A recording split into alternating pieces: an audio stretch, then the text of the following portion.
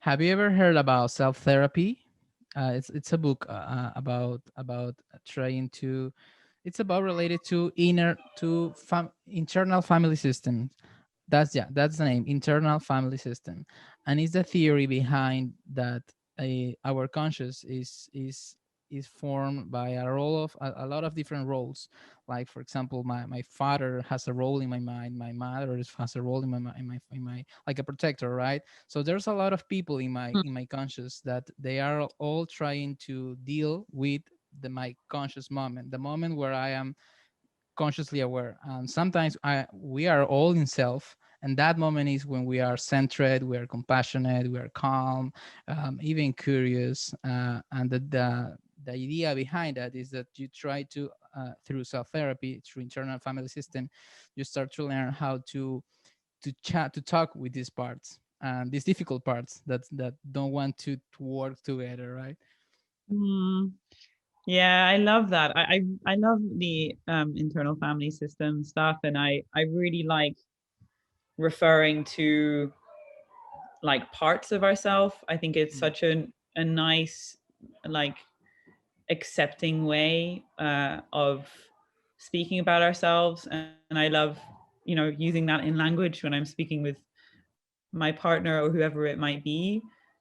It's a beautiful way to acknowledge that we do have these internal conflicts without pushing any one particular part away, and also acknowledging that sometimes, we don't like some parts of ourselves, and just because we're moving towards accepting all parts, we don't have to love that they're there.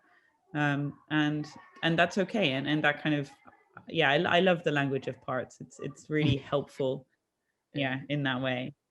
It is it helped me a lot. It helped me a lot. Mhm. It developed me the feeling of knowing that there are a lot of parts that maybe even I don't like within myself, and maybe there are a lot of parts that I don't like in people too. Because Yeah. I don't hate people in general. I hate people when they act in a specific way, when they are selfish, when they are, I don't know, when they are mean. But Mm. it's not that we help the whole person. We hate that the specific moment when people are acting bad. So that's a compassionate way to see that there are parts, not people, just parts in a person that needs that attention, that seeks that attention to heal and to be more centered as a whole self.